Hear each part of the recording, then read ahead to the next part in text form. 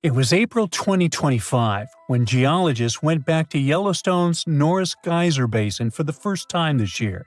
And while doing their usual check, they realized that something was different this time. Where there used to be just a boring patch of ground, now there was a giant hole, about 13 feet wide, filled with weird, milky, light blue water. Everyone was terrified. Was it the sign that the Yellowstone supervolcano was ready to erupt? If so, it would be a worldwide disaster, the kind that destroys cities. According to the U.S. Geological Survey, if such an eruption occurred, the after effects would be felt all over the world. To start, the areas immediately surrounding Yellowstone would experience pyroclastic flows. That's the lava that erupts out of a volcano, including a high-density mix of volcanic gas, ash, pumice, and hot lava blocks. Those flows would destroy everything they touch, and an eruption of Yellowstone would send them into Wyoming, Idaho, and Montana. Areas further away from Yellowstone would escape the flows, but they would experience falling ash. It would come down heavily in the states closest to the epicenter. The ash would be especially dangerous for anyone breathing it in. The weight of the ash would also pose a serious threat.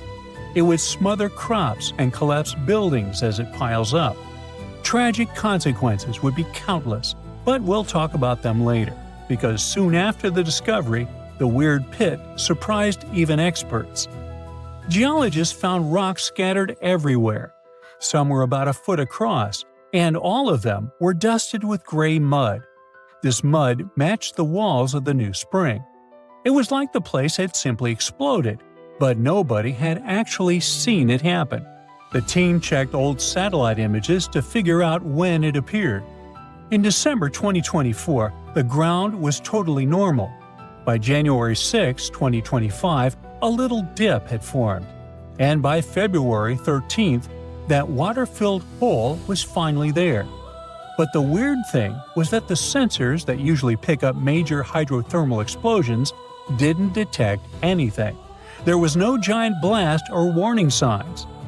Later, it turned out that this puzzling opening in the ground hadn't just popped up in one huge explosion. Instead, it formed from a bunch of smaller bursts over time.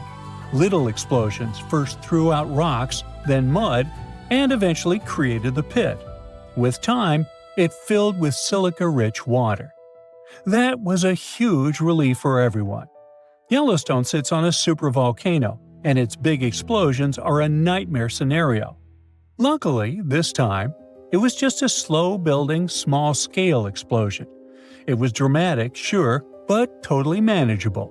You see, Yellowstone National Park is full of geysers, hot springs, and all kinds of natural landscapes. But under the surface, things get incredibly intense, all because of the supervolcano. Now, supervolcanoes are often extremely large. They often have no cone at all, since they're typically the remains of gigantic magma chambers. Once, those chambers flared up, leaving behind a caldera. They're usually located over hotspots. It's no surprise that supervolcanoes can produce super eruptions, and when they do it, they blow more than 240 cubic miles of ash, molten rock, and hot gases up into the air. In other words, 4 super eruptions could fill the Grand Canyon to the brim. Supervolcanoes form when huge volumes of scorching hot magma escape from deep underground. This magma rises close to the surface but can't break through Earth's crust. So, a pressurized pool of bubbling magma gathers at a depth of only several miles. The pressure keeps growing because more and more magma is trying to get to the surface. And then, bang, a super eruption occurs. Now, back in 2015, researchers at the University of Utah mapped out the main magma chamber of the Yellowstone supervolcano and were shocked by its size. And then, they found another one below it. Together, these underground magma pools could hold enough molten rock to fill the Grand Canyon 11 times. All that magma pushes up on the ground above, which is why Yellowstone rises about an inch or two every year. That slow lift might not sound like much, but combine it with the fact that Yellowstone is still an active volcano and has a volcanic explosivity index of 8, and it's enough to make you wonder what could happen if things went south. And yes, Yellowstone has indeed been a bit jumpy in recent years. In March 2023, there were 354 earthquakes in the area. Most were tiny, but the biggest hit a magnitude 3.7, part of a swarm of 106 quakes. Now, before you freak out, experts from the Yellowstone Volcano Observatory say there's no need to panic. No eruption is coming anytime soon. Volcanoes don't stick to a schedule. Just because Yellowstone hasn't erupted in a long time doesn't mean it's about to blow. The park is stable for now, but scientists are keeping a close eye on everything underground, the quakes, the rising ground, and even temperature changes, just to be safe. The superhot plume of magma, a hotspot under Yellowstone, has been churning for 17 million years. The Earth's crust slowly moved over it, making the hotspot leave a trail of volcanoes stretching more than 450 miles along the Snake River Plain. Most of those ancient ones are now buried under layers of lava and sediment.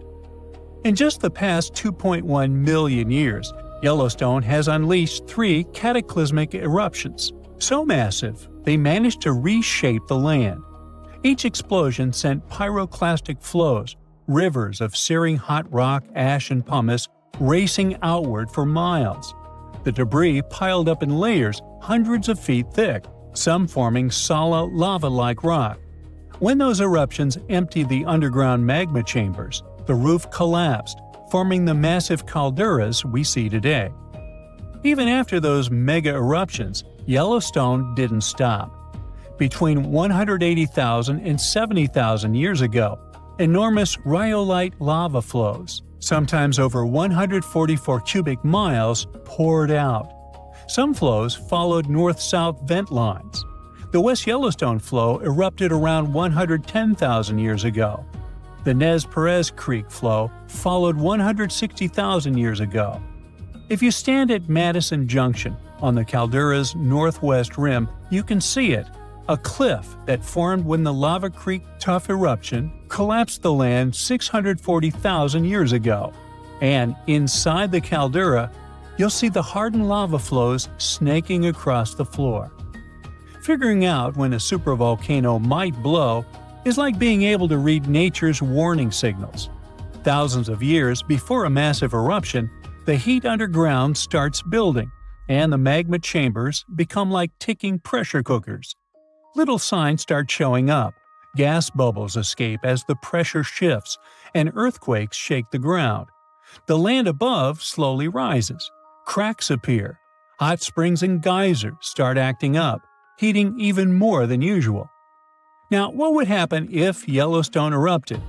Remember those pyroclastic flows we talked about before? They can contain 2 parts: the lower flow of the hot lava that moves at ground level, and a cloud of ash that follows above the lava level. So the 2 of them would devastate huge areas. The ash would even reach Europe within 3 to 4 days of the eruption, but it wouldn't be so bad there. After that, it would only take around 2 to 3 weeks before cooler temperatures set in around the globe, all thanks to the sulfur gas that would get to the upper atmosphere after the eruption. Scientists predict that global temperatures would drop by up to 10 to 12 degrees. These consequences could last for 6 to 10 years, putting an end to monsoons, which could cause widespread famine in Asia. Scared? Well, don't be. The good news is that scientists don't believe that the sleeping giant under Yellowstone National Park will wake up in our lifetime. Experts say the next Yellowstone eruption won't likely happen for hundreds of thousands of years. And even then, it may not be that bad, because scientists have discovered that the magma lurking within Yellowstone is actually split up amongst 4 different chambers. Not only that, but some of the reservoirs of magma are likely to cool down and solidify, lessening the chances of an eruption. So, while an eruption does sound like it would change the landscape of the world, it's very unlikely to happen anytime soon.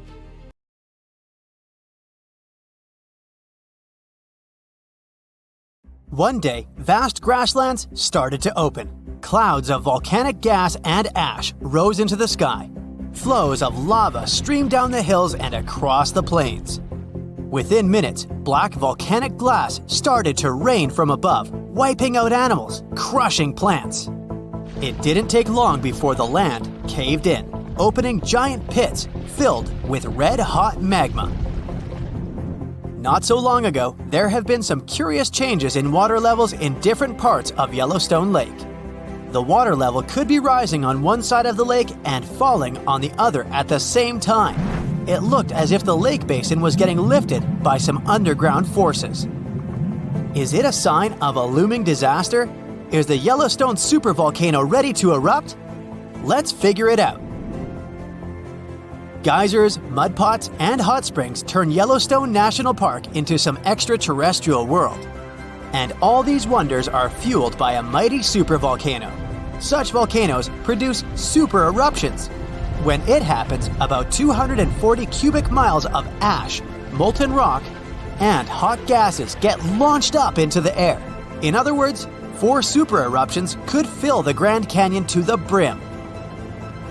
Supervolcanoes appear when huge volumes of magma are trying to escape from deep underground. Eventually, they burst through the Earth's surface. Sometimes, all this magma gets stuck, unable to break through the planet's crust. And then, massive pools of pressurized magma gather at a depth of several miles. The pressure keeps growing because more and more magma is trying to get to the surface. At one point, a super eruption goes off. The Yellowstone giant was thought to be responsible for at least 3 enormous eruptions and countless smaller ones. In that region, the volcanic deposits are scattered over tens of thousands of miles. Scientists believe that they had been created by many weak eruptions.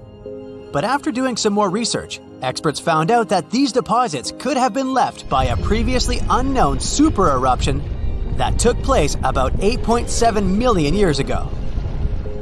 A year before that event, Yellowstone gave a warning. But that long ago, there was no one who could interpret these signals.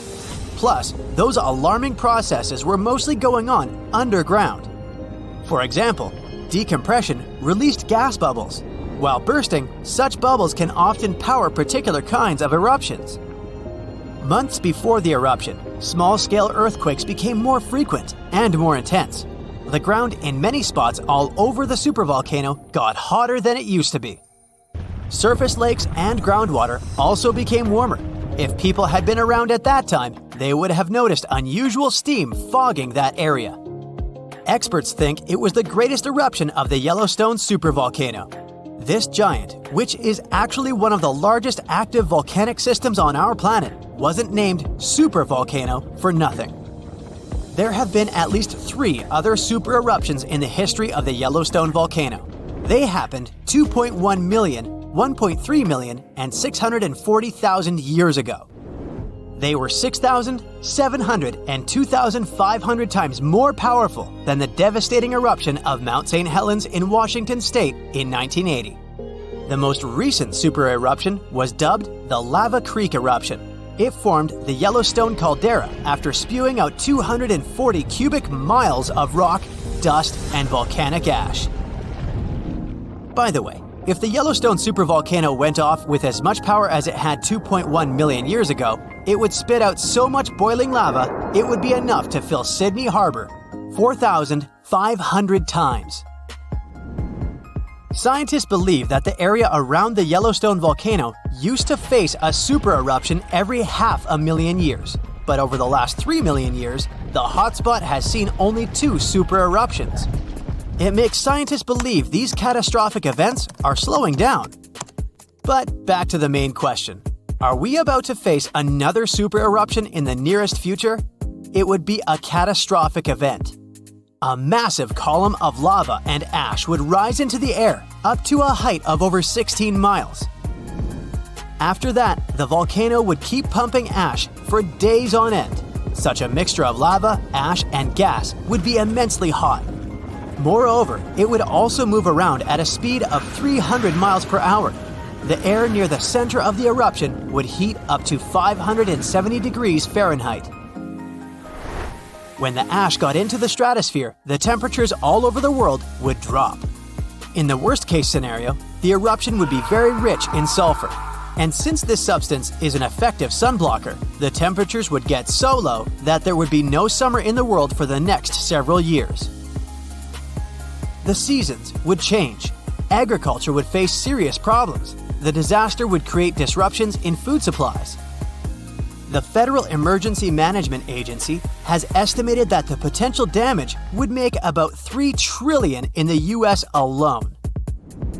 But the good news is that scientists think that the Yellowstone supervolcano doesn't present any danger at the moment. For an eruption to happen, the magma inside has to be at least 50% molten. With Yellowstone, this number is just 5 to 15%. Which means that the probability of the eruption is 1 in 730,000. This probably is almost the same as the probability of a big asteroid crashing into Earth. Even better, a recent study made the researchers believe the hotspot might be in a state of decline right now, even despite all the unusual activity going on there. Still, there have been tons of discussions about what people could do to prevent the disastrous super-eruption from happening. And the most popular and seemingly effective idea was to cool the Yellowstone supervolcano down. Unfortunately, there's a catch. The volcano leaks out only 70% of the heat coming from its magma-filled chambers, but the rest of the heat stays inside. As soon as it reaches a particular threshold, the volcano will erupt. If it was possible to extract at least 35% of the Yellowstone volcano's heat, the eruption could be avoided. The cooler the magma is, the thicker and stickier it gets. It stops being so fluid and doesn't try to get to the surface anymore. After considering these facts, NASA scientists came up with a plan. They suggested drilling a 6-mile deep well and pumping down cold, pressurized water. The temperature of the water that would get back to the surface would be approximately 662 degrees Fahrenheit. This way, the heat would be gradually extracted from the volcano. And if a geothermal plant was built on the site, it would generate plenty of electric power. It would be very simple to produce, and its price would be very nice. About 10 cents per kilowatt hour. Sounds like a great plan. Are there any drawbacks? Unfortunately, yeah. Let's say you're drilling a well to deliver cold water to the volcano. And then you accidentally hit its magma chamber. In this case, instead of cooling the giant down, you make the top of the magma chamber much more fragile than it used to be. And the whole construction will be at risk of collapsing at any moment. And don't forget that this drilling may also release toxic gases. They often accumulate at the top of the reservoir with magma. Or imagine drilling through Earth's crust, getting deeper and deeper. And then, wham, bam! You hit a hypothermal pocket. Uh-oh, get ready for a catastrophe. This can release gases that are likely to cause a series of super powerful blasts. In the worst-case scenario, it may even trigger a full-scale volcanic eruption. But the worst thing? The project would last for thousands of years, up to 16,000. The problem is that by using this method, you can't cool the volcano faster than at a rate of 3 feet a year. On top of that, scientists aren't 100% sure that when they finish this project, the volcano will stay cold for at least 100 years. Yellowstone isn't the only supervolcano on Earth. Check out the list. It includes the Long Valley Caldera in California, the Atana Ignimbrite in Chile, Toba in Indonesia, Taupo in New Zealand, and so on.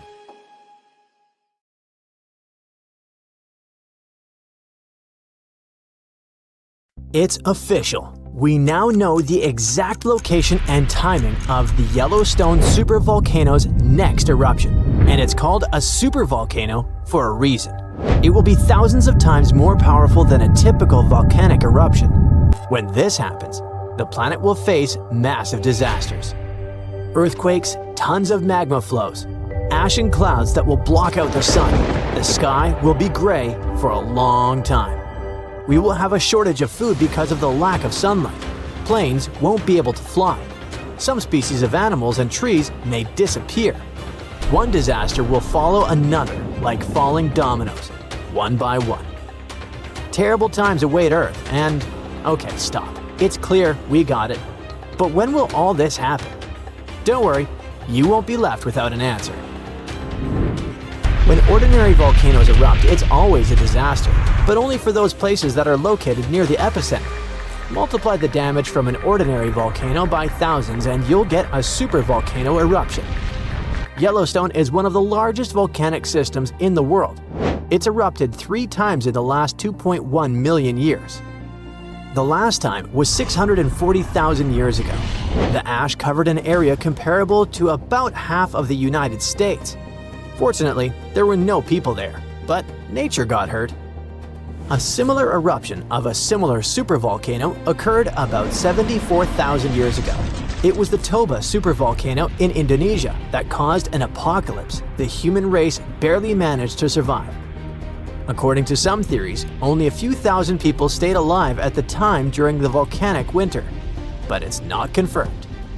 Since Yellowstone is a volcanic system located in a vast national park, it was important for scientists to find out exactly where the first spark would come from. They found out that Yellowstone's magma doesn't accumulate in one place, but hides in several separate underground reservoirs. The reservoir in the northeast of Yellowstone, next to a beautiful place called Sour Creek Dome, is the riskiest. Here, the red-hot magma comes into contact with the hot rocks of the mantle, which are located deep in the ground. Their high temperature keeps the magma in a liquid state. Imagine that you put a pot of hot milk on the stove. Nothing cools down, but only gets hotter, so the milk may soon begin to rise and flow out of the pan. The same thing is happening with the magma under Sour Creek Dome. Magma doesn't cool down there, and at some point it may start to come out. It'll be like a broken pipe from which a fountain of boiling water gushes. But how did scientists find out? The magma reservoirs are located at a depth of about 6 miles, and this whole area is incredibly hot. They used a special method called magnetotellurics. So, Earth's rotating core creates a magnetic field that surrounds our planet. Magma flows around the core, and it contains many magnetic minerals that also create magnetic fields. Scientists use special instruments that sense those fields emanating from the magma, like a metal detector senses lost jewelry on the beach. Using magnetotellurics, they scanned Yellowstone and discovered 4 large magma reservoirs. 3 of them emitted powerful electromagnetic waves, and in the 4th, which is in the northeast, they recorded a much stronger signal from the magnetic field. This is where the eruption is supposed to occur. But fortunately, it won't happen soon. Perhaps in tens of thousands of years, perhaps in hundreds. Phew, you can relax. No volcanic apocalypse is coming soon. But how do scientists know when this magma will start to erupt? Magma doesn't have a timer, and the volcano doesn't wake up with an alarm clock. So, magma flows inside the pores of solid rock. It resembles a dishwashing sponge with lots of small holes through which water passes. Magma penetrates these pores and fills them. For magma to start erupting outward, it must fill at least 40% of these pores. About 20% of them are filled now. But these hot rocks continue to heat the magma and keep it liquid, so it can flow between the pores. At some point, it will connect with other pools of the liquid magma and become a large stream that will rise to the top. How can we prevent this from happening? It seems that the solution here is to cool the balsam rocks, but it's impossible to do so. They are several miles deep, they are incandescent, and there are too many of them. And in any case, trying to cool a part of the Earth's core sounds like a very bad idea. All we can do is accept that nature has its own plans. If the eruption occurs in tens or hundreds of thousands of years, then perhaps humanity will find a way to solve this problem. If not, then we should prepare for the consequences. A huge global catastrophe starts with a massive, large-scale explosion. The erupting magma produces a gigantic amount of ash. A powerful burst of energy collapses the Earth's crust over the magma reservoir. This leads to the formation of a giant caldera. You've probably seen a huge crater in a volcano. So, this is the caldera. The natural disaster is so loud it deafens everyone who is nearby. The blast wave rises ash and pumice stone at a speed exceeding the speed of sound. Volcanic materials reach incredibly high altitudes in minutes. Then, this pillar of ash spreads and plunges a huge territory into darkness. The incandescent particles in the lower part fall under their own weight and heat the air around them. It's almost impossible to breathe. The red-hot pieces of pumice stone and ash set fire to the surroundings. All this hot mass turns into pyroclastic flows that destroy and burn everything in their path. Forests, houses, roads, everything turns into coal. No planes can fly there. Tiny particles can penetrate engines. Besides, it's impossible to see through such a dark gray, hot cloud. It's also dangerous to drive cars. Volcanic particles can burn tires. Luckily, thanks to seismic technologies, people have learned in advance about the eruption, so everybody has evacuated. The column of ash that has reached the edge of space continues to expand in different directions. The wind helps the volcanic dust expand. A giant umbrella-like cloud appears over the territory of Yellowstone. It's getting wider and wider and plunges a huge area into hot darkness. During the first 24 hours, ash falls on most of the United States and parts of Canada. It knocks out power lines, pollutes bodies of water, and destroys crops. Then, the rains begin. The water mixes with the ash and falls to the ground in the form of gray mud. And don't forget, it's also poisonous. The ash contains mercury, arsenic, and lead in large quantities. Such toxic masses poison rivers, lakes, land, and air. All this time, the volcano continues to erupt. The outbursts of magma, ash, and pumice can last for several weeks or even a month. And this is just the beginning. The ash soon begins to settle, but the sulfur dioxide released during the eruption spreads all over the atmosphere. This gas mixes with the atmospheric water vapor and forms an aerosol consisting of small particles. All this covers the planet like a veil.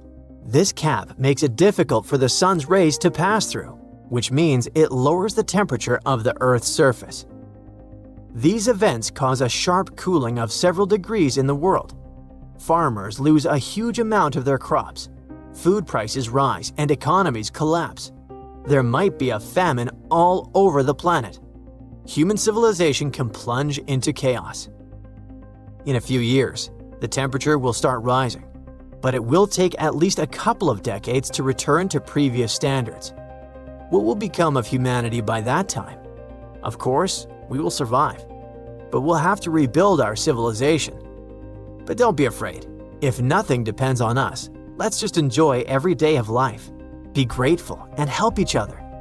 Supporting and caring for each other even during the volcanic winter is a guarantee that humanity will survive.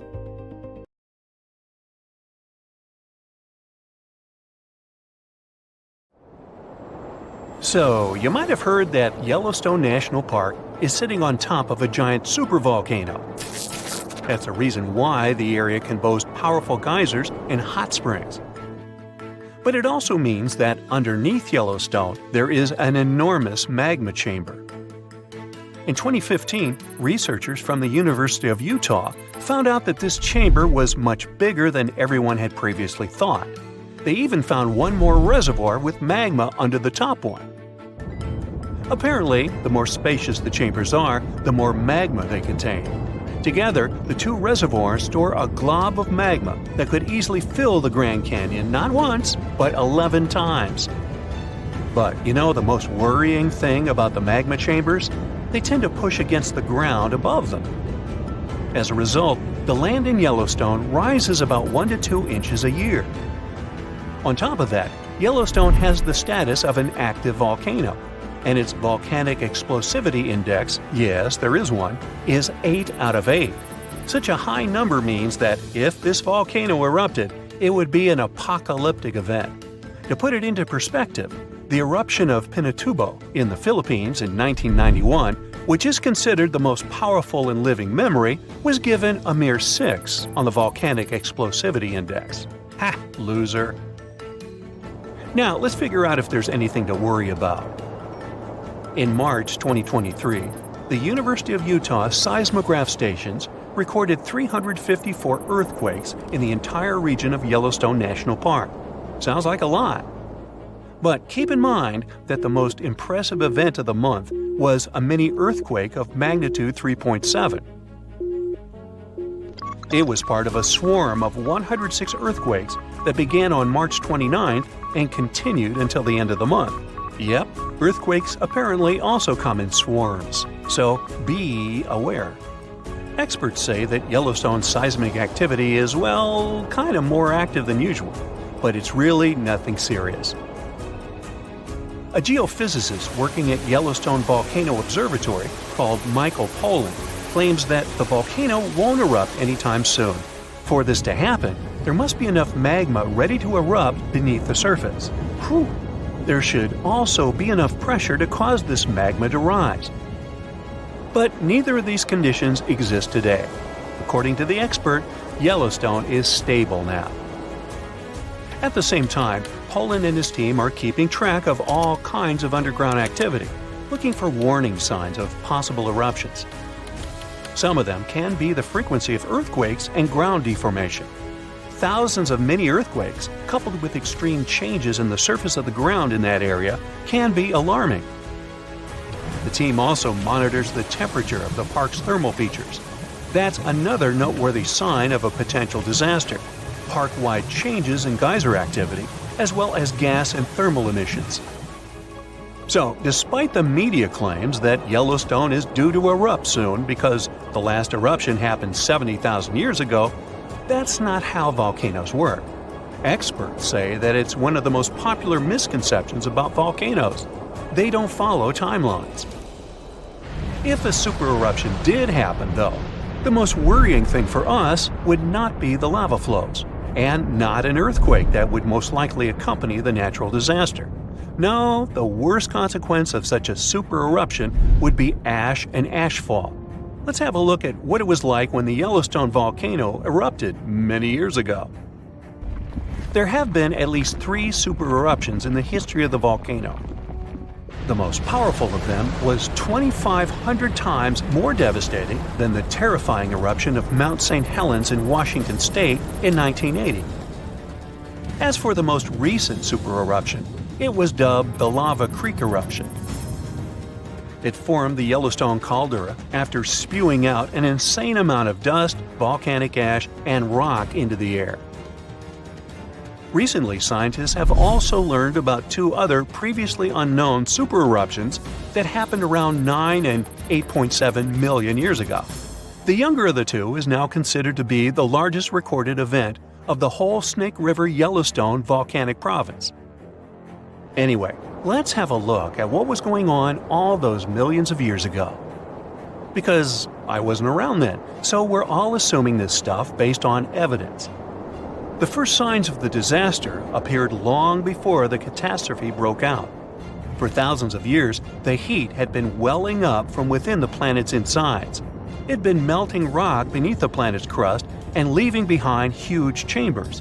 They were filled with a pressurized mixture of semi-solid rock, magma, water vapor, and different gases, including carbon dioxide.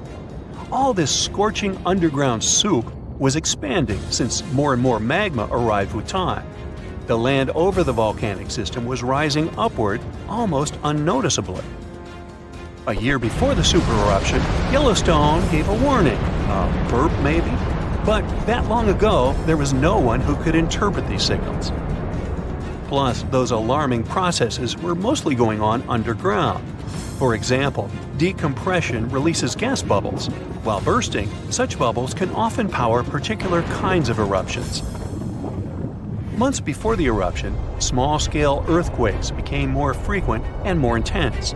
The ground in many spots all over the supervolcano got hotter than it used to be.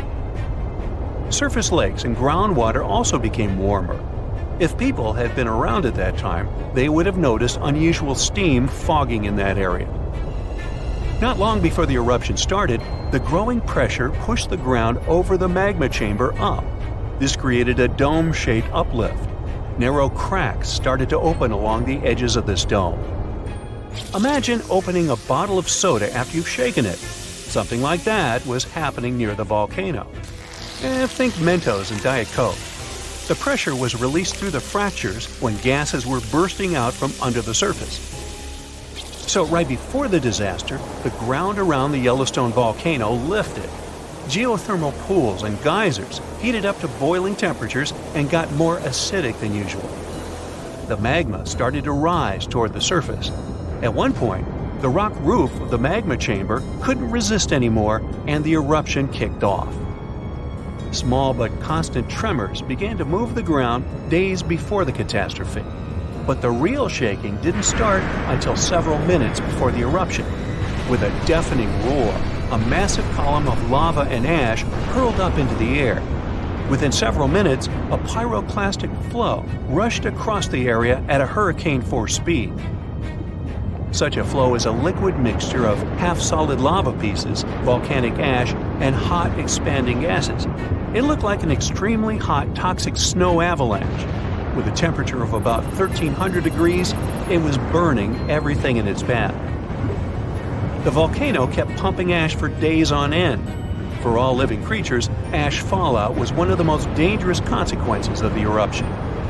Volcanic ash turns into glassy cement within seconds of being inhaled. Most animals didn't have a chance to survive. Even thick trees started to collapse under the weight of this dense substance. It only took a couple of days until a thick layer of ash covered huge territories. After the ash got into the stratosphere, the temperatures all over the world started to drop. The eruption was rich in sulfur, which is an effective sunblocker. That's why it soon got so cold that there was no summer in the whole world for the next several years. Animals couldn't find food and clean water. This natural disaster, called the Gray's Landing supereruption, was colossal. That's how researchers described it in their recent studies. It affected a huge territory. The streams of lava enameled an area as large as New Jersey in scorching hot volcanic glass. It instantly sterilized the land surface, wiping out all the plant life that had been thriving there before. Now, if such an eruption were to happen these days, it would cover Colorado, Utah, and Wyoming with almost 3 feet of toxic volcanic ash. Many regions would be plunged into darkness. Even the coast, where most Americans live, would experience problems with the spread of the ash cloud. It would destroy crops and contaminate pastures, ruin power lines and electrical transformers. Well, so I'm sure you'll agree with me, it's a good thing that such a disaster isn't expected to occur anytime soon. Hey, we got enough other stuff on our plate.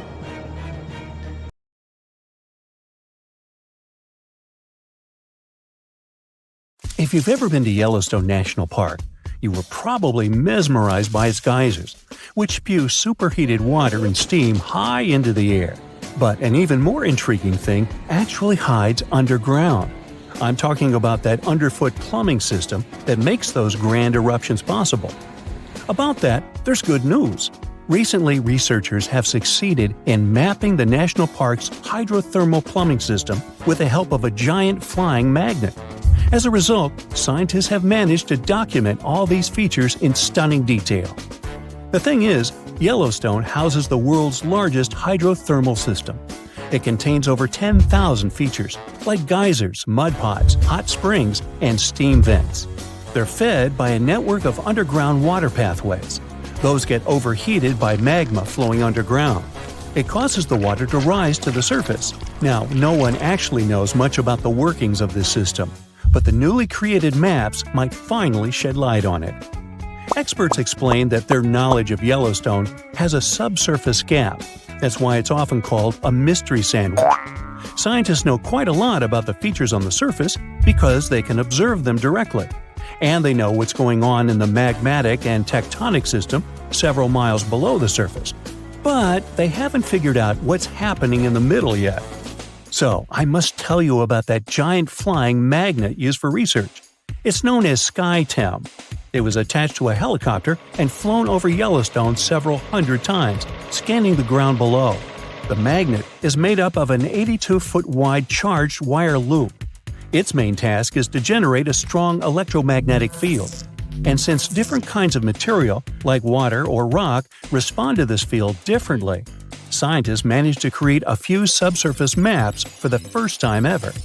The mapping technique also allowed the researchers to differentiate between magma and bedrock, since they have a bit different magnetic properties.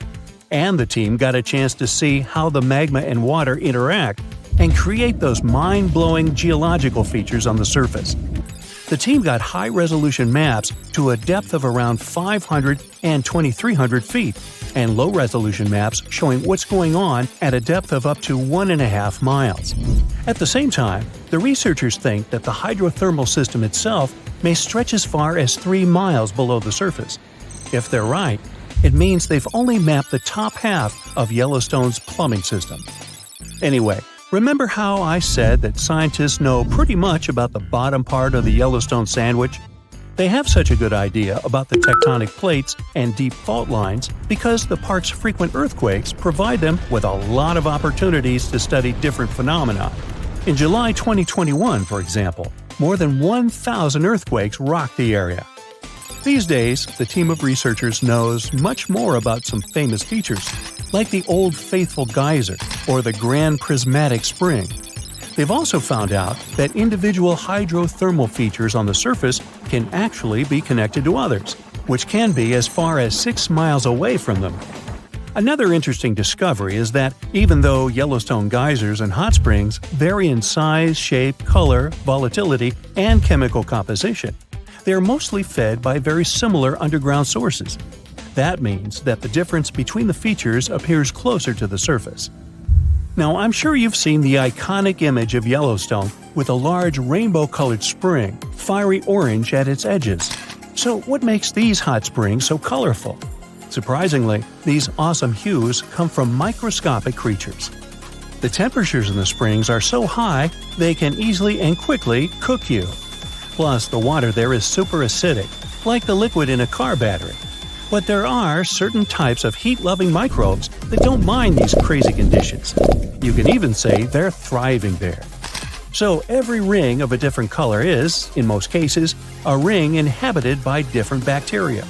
And each species is adapted to a particular temperature or pH level, which measures how acidic this or that environment is. For example, take the Grand Prismatic Spring, yes, the iconic one.